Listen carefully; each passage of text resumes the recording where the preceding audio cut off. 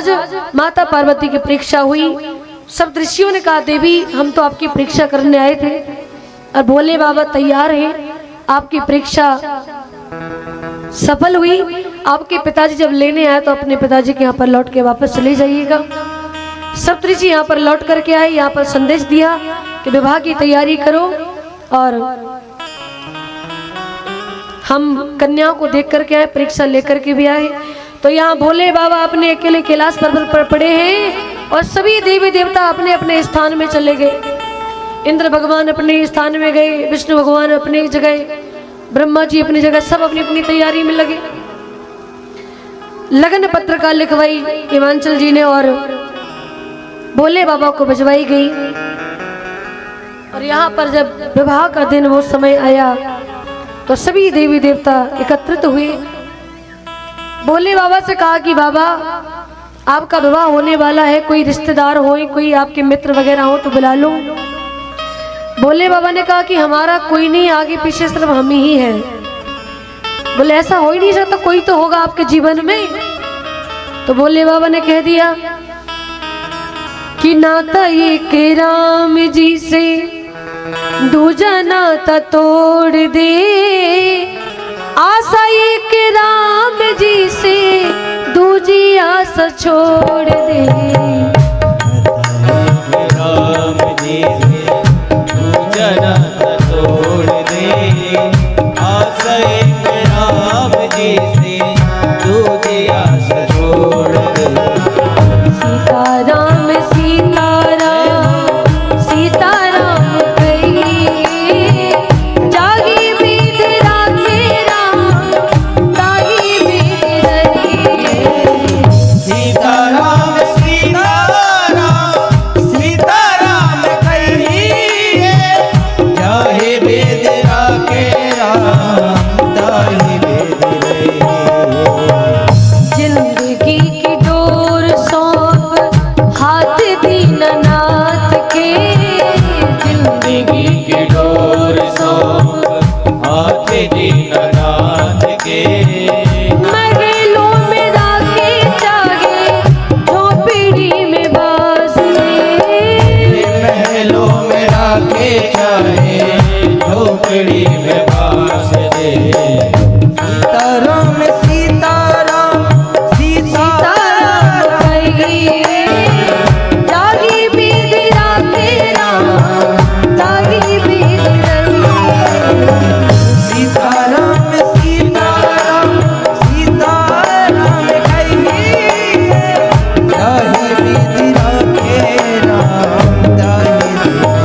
और मुख में हो राम राम, राम सेवा हाथ में, मुख में हो राम नाम, राम से बहार।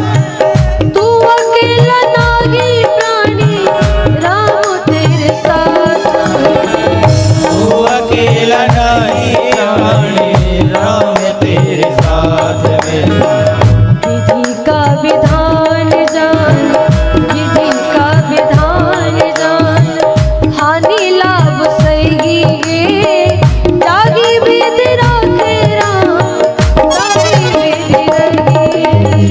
सीताराम सीताराम सीताराम कहिए, जाहि विधि राखे राम, ताहि विधि रहिए। सीताराम सीताराम सीताराम कहिए, जाहि विधि राखे राम, ताही विधि रहिए। जाहि विधि राखे राम, ताहि विधि रहिए। जाहि विधि राखे राम, ताही विधि रहिए।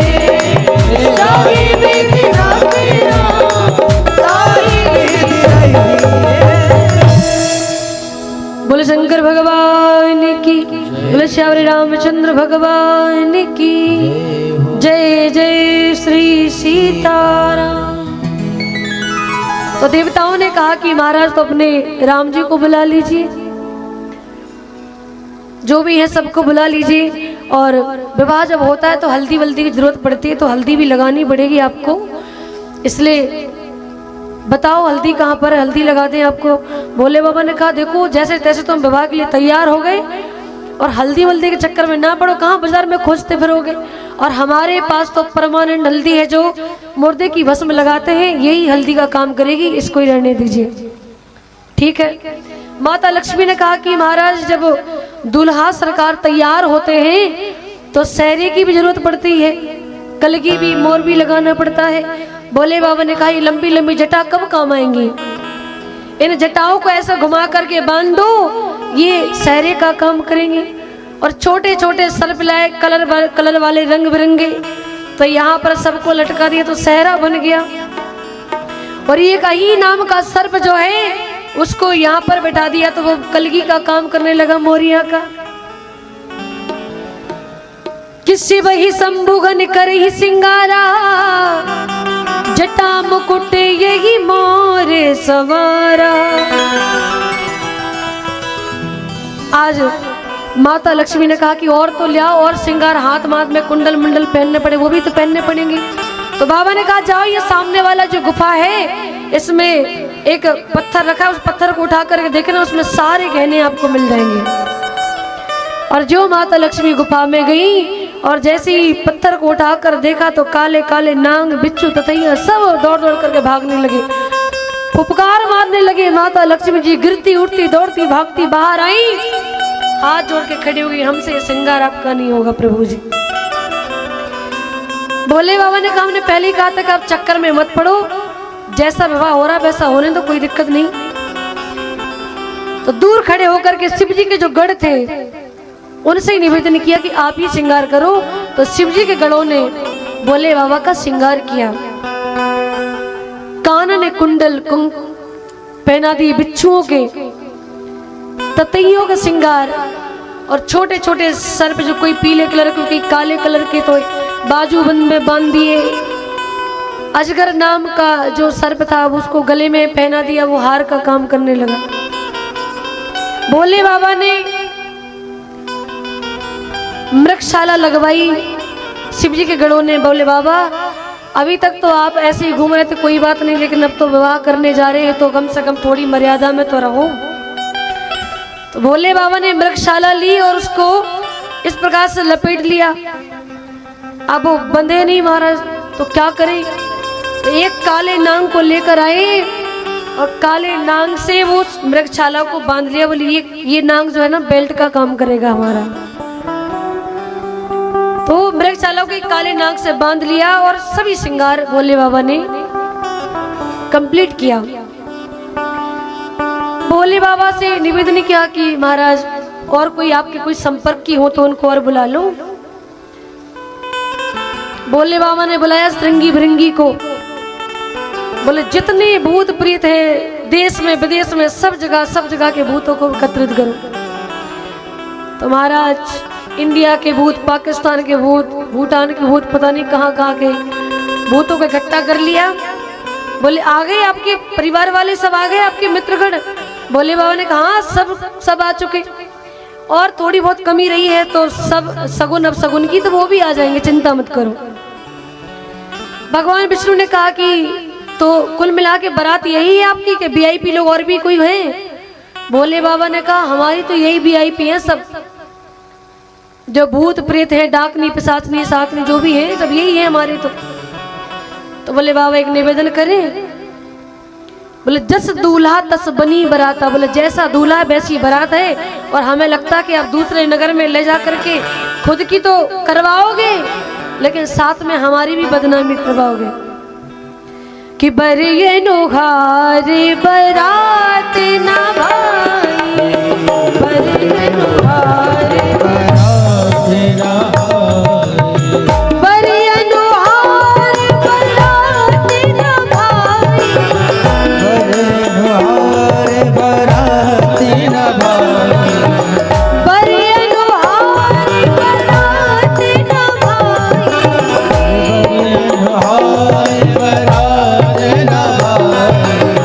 हंसी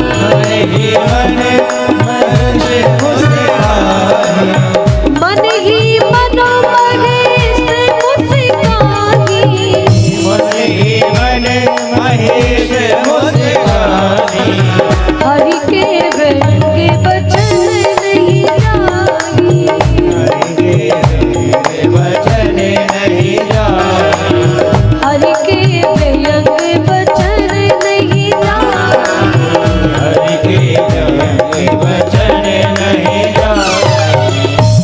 जब भगवान विष्णु ने कहा भोले बाबा से कि बड़े अनुहारे बरात न भाई और हंसी करा बहु परे पुर जाई।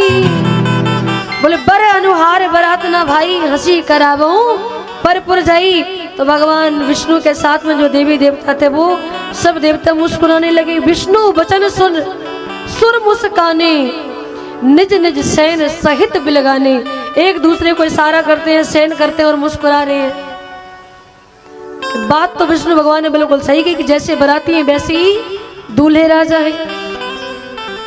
निज निज सहित निज निज सैन सहित बिलगाने, मुस्कुराने लगे, सैन कर रहे एक दूसरे को, इशारा कर रहे। बिल्कुल ठीक कहा, बिल्कुल सही कहा। तो भोले बाबा ने भी सोचा चिंता मत करो। भोले बाबा भी उनके साथ में मुस्कुराने लगे। बोले मन ही मन महेश मुस्काई। भोले बाबा मुस्कुराने लगे। बोले हरि के बचन भिंड नहीं जाई। बोले चिंता मत करो, जैसा आपने कहा आप वैसा ही होगा। आपने कहा कि हंसी करा दूं कर पुर जाई। तो भोले बाबा ने कह दिया हरि के वचन भिंड न जाई। हरि के भिंड वचन नहीं जाई, आपके वचन झूठे नहीं होंगे। जो आपने कहा वैसा ही होगा, चिंता मत करो। भगवान ने कहा तो फिर एक काम करो, जो इस प्रकार से बारात है आपकी, शिव अनुशासन सुर सब आए, प्रभु पर जलद शीश करनाए। विष्णु भगवान ने कहा कि एक काम करो, या तो आप आगे निकल जाओ या फिर हम लोगों को आगे निकल जाने दो। भोले बाबा ने कहा जितने वीआईपी है सब पहले वीआईपी वाले आगे निकल जाओ। जितने वीआईपी कैटेगरी के जो आए हैं आप सब लोग अपना हाथी वाथी लेके गरम वगैरह लेकर के आए हैं, आप सब लोग आगे निकल जाओ और हम पीछे से आएंगे। तो सब की सब बारात निकलने लगी। और महाराज ऐसी बड़ी परम विचित्र बारात भोले बाबा की निकल करके जब राजा हिमांचल की नगरी में पधारी। बराती है कैसे सबके सब कि को मुखहीन विपुल मुख काहू बिनु पद करे को बहु पद बाहू। बराती कैसे हैं? बोले को मुखहीन, किसी का मुख नहीं है, किसी के अनेक मुख लगे हैं और किसी का एक भी पैर नहीं, किसी के अनेक पैर लगे हैं। महाराज बारात पहुंची, राजा हिमांचल ने अगवानी की और जनवासी में उनको रोका गया। इसके बाद में भूत भवन भोलेनाथ की जोर शोर से बारात पधारी। नगर निकट बारात जब आई, कप गई गली गली। सारी हिमांचल नगरी ने जब देखा कि भूत प्रेत डाकनी पिशाचनी सब चीख चिल्लाते हुए चले आ रहे, तो सब के सब देख करके कांपने लगे। गांव के कुत्ते भौंकने लगे। पर राजा हिमांचल ने सोचा कि अब बारात आ गई, इनकी भी अगवानी कर ले। तो राजा हिमांचल आरती का थाल लेकर के गए, फूल की माला लेकर के जनवासी में रोक दे स्वागत करके उनका।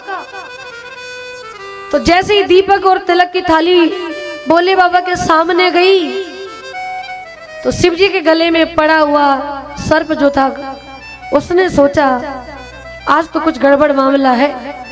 बोले अभी तक तो हमने देखा तो ऐसे करने वाले बहुत सारे मिले, लेकिन ये गोल गोल फंदे में फंसाने वाले पहली बार दिख रहे। आज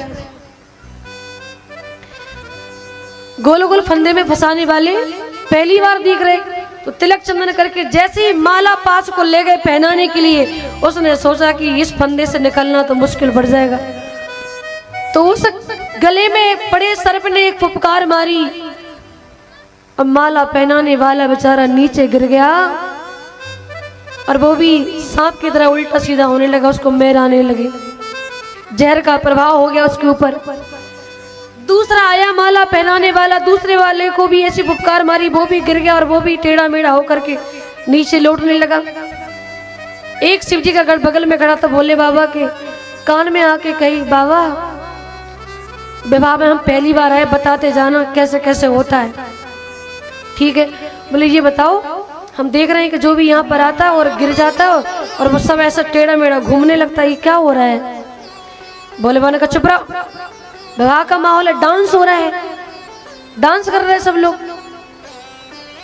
तो दूसरे शिव जी के गढ़ ने कहा कि दूल्हे राजा, मान लिया डांस तो हो रहा है, पर ये कौन सा डांस हो रहा है ये वाला? तो भोले बाबा ने कहा ये स्लीपिंग डांस हो रहा है। कौन सा? बोले ये स्लीपिंग, मतलब बोले लेट के किया जाता है इसको। अच्छा अच्छा ठीक है। दूसरे घर ने कहा तो दूल्हे राजा फिर हमको स्टैंडिंग वाला भी डांस देखना है, वो कब होगा? बोले चिंता मत करो, बारात जब आगे बढ़ेगी तो वो भी देखने को मिलेगा। इस प्रकार से स्वागत किया और एक कुत्ता आकर के नंदी के बगल में जोर से भूखने लगा, और ज्यों कुत्ता जोर से भूखा महाराज, नंदी बिजका और नंदी ने ज्यों छलांग मारी तो भोले बाबा नीचे और नंदी ऊपर आ गया। शंकर जी नीचे और नंदी ऊपर आ गया। देवता और शिव जी के गढ़ बड़े गुस्सा है, इस नंदी को बिल्कुल समझा के नहीं रख पाते। बिल्कुल बताओ, यहाँ पे नाक कटवा दी, यहाँ ने बताओ, जिसका विवाह होना भाई को पटक दिया, भाई के ऊपर जाके खड़ा हो गया, बताओ नाक कटवा दी इसने। भोले बाबा ने कहा सुनो सुनो सुनो। बोले देखो ये सब नंदी की गलती नहीं है। बोले शादी वाला माहौल है, नंदी ने गिराया नहीं, पटका नहीं उसने। बोले तो? बोले ये तो हमारे उतरने की स्टाइल है, हम ऐसे ही उतरते हैं। अच्छा ठीक है भैया, जब स्टाइल ही है आपकी ऐसी कि नंदी आपके ऊपर खड़ा, आप नंदी के नीचे पड़े, स्टाइल ही है तो कोई बात नहीं। बारात जनवासे में गई, रोकी गई और भोजन पानी की व्यवस्था भी की गई, लेकिन भोजन परोसने वाला भी परेशान हो गया कि को मुखहीन विपुल मुख काहू, बिन पद कर कोई बहु पद बाहू। विपुल नैन कोई नैन बीना, इष्ट पुष्ट कोई अतन खीना।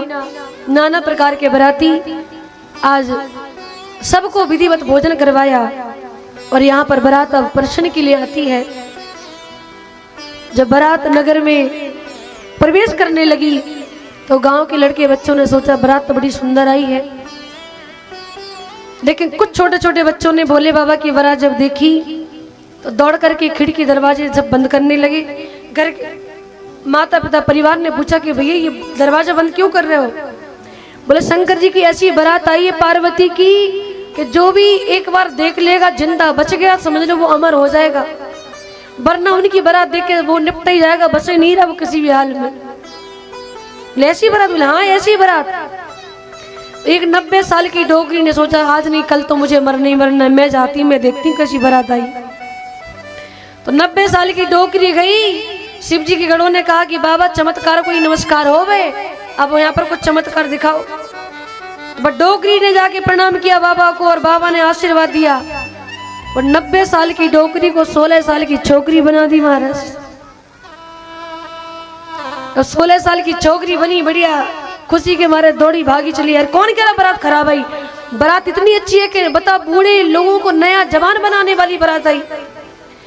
अब तो राजा हिमांचल नगरी में जितनी बूढ़ी डोकरियां थी वो सबने लाइन लगा ली, भोले बाबा के पास सबने लाइन लगा ली कि हम भी नया बन के आएंगे। तो शिव जी के गढ़ ने कहा कि महाराज चक्कर में पड़ गए तो विवाह का मुहूर्त निकल जाएगा, अब कुछ और अपनाओ।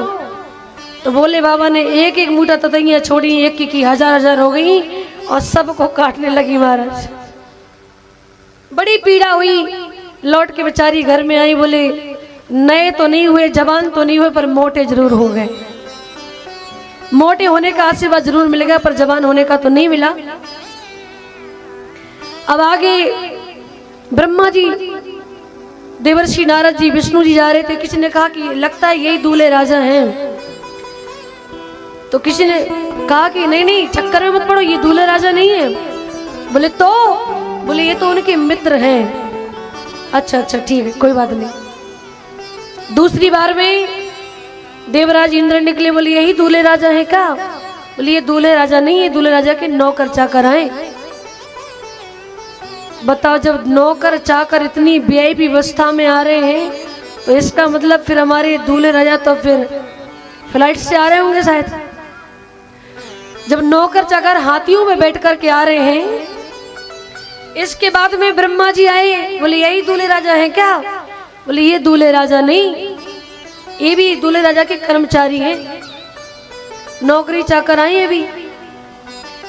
एक ने कहा नहीं ये दूल्हे राजा थोड़ी हो सकते, इनके तो 4-4 मुंह लगे हैं। ब्रह्मा जी ने कहा खबरदार दोबारा बोला 4 मुंह का तो। बोले क्यों? बोले देखो हमारे घर की फैक्ट्री है, हम 2 मुंह लगाए चाहे 4 मुंह लगाए चाहे 16 मुंह लगाए, हमारे घर की खुद की फैक्ट्री है, तुम्हें क्या दिक्कत हो रही? हाँ ठीक है कोई दिक्कत नहीं, कोई दिक्कत नहीं। नारद जी निकले, यही दूल्हे राजा है? का नहीं नहीं, बोले ये दूल्हे राजा नहीं, ये तो पत्रकार हैं, मीडिया वाले साथ में चलते हैं बाबा के। अच्छा ठीक है ठीक है। बारात गई दरवाजे पर, रानी मैना आरती का थाल सजा करके लाई और बोल शंकर भगवान की। तो रानी मैना आरती का थाल लेकर के आई और बाबा यहाँ पर खड़े हैं, दरवाजे पर तिलक किया और जैसे ही दीपक को देखा, जो नाग मृगशाला पे जो बेल्ट का काम कर रहा था, दीपक सामने आया और बेल्ट वाला नाग खिसक के आराम से चला गया। और जैसे ही मृगशाला का जो बेल्ट का काम कर रहा था, नाग किसका मारा तो मृगशाला नीचे। अब भोले बाबा ऐसे ही खड़े हो गए। विष्णु भगवान ने कहा, हमने कहा था ना ये पक्के में नाक कटवाएंगे हमारी वहां जा करके, और वही किया। देखो उन्होंने कम से कम ये लंगोटी वाले नाग को तो समझा के रखते, कम से कम एंड टाइम पे मेन दरवाजे पे खड़ा, बताओ ये बेल्टों का काम करा तो वो खिसक के चला गया और आपका जो वृक्षशाला वो नीचे गिर गया। शंकर जी ने कहा सुनो सुनो सुनो, हमारी गलती बिल्कुल भी नहीं है। बोले तो? बोले ये नारद जी को पूछो, ये हमारा परिचय बता के क्या आए थे वहां पर। राजा हिमांचल के यहाँ पर गए, तब उन्होंने कहा कि हमारी बेटी के भविष्य के बारे में बताइए। तो इन्होंने हमारा परिचय दिया था कि आपकी बेटी को दूल्हा कैसा मिलेगा। बोले जोगी जटिल अकाम मन नगन अमंगल बेस। तो इन्होंने हमारा ऐसा परिचय दिया था जैसे हम खड़े हैं, और अगर हम अभी ऐसे खड़े नहीं होते तो देवर्षि नारद की वाणी झूठी पड़ जाती। जोगी जटिल अकाम मन नगन अमंगल वेश, अगर ऐसा नहीं करते तो देवर्षि नारद की वाणी झूठी पड़ जाती, इसलिए हमें ये सब करना पड़ा। ठीक है कोई बात नहीं। आरती का थाल रानी मैना ने देखा, स्वरूप को तो फेंक दिया। देवताओं ने कहा होगी शादी मदी, अब तो लौट करके वापस चलो, अब नहीं होगा। बाबा ने कहा सुनो मेरी सास बहुत समझदार है, तुमसे ज्यादा समझदार है। अगर मेरी सास ने दीपक और जल का लोटा गिराया है तो उसका कारण ये है कि मेरी सास ने देखा कि मेरे दामाद के सिर पर तो चंद्रमा है जो सारे संसार को प्रकाशित करता है, और एक दीपक मेरा कितना सा प्रकाश करेगा। इसलिए मेरी सास ने वो दीपक को गिरा दिया। बोले जल क्यों गिराया? बोले जल इसलिए गिराया कि मेरी थाली में तो 1 लोटा जल है और मेरे दामाद के सिर पर तो साक्षात गंगा मैया विराजमान है, जो सारे संसार को कृतार्थ कर रही हैं, सारे संसार को तार रही हैं, तो 1 लोटा जल कहाँ काम आएगा मेरा। इस वजह से मेरी सासू माँ ने वो फेंक दिया। मेरी सास बड़ी समझदार है। भाग भवन बैठी अति त्रासा, और आज रानी मैना को समझाने के लिए ब्रह्मा जी गए, नारद जी गए, पूर्व जन्म की कथा सुनाई और रानी मैना को समझाया गया।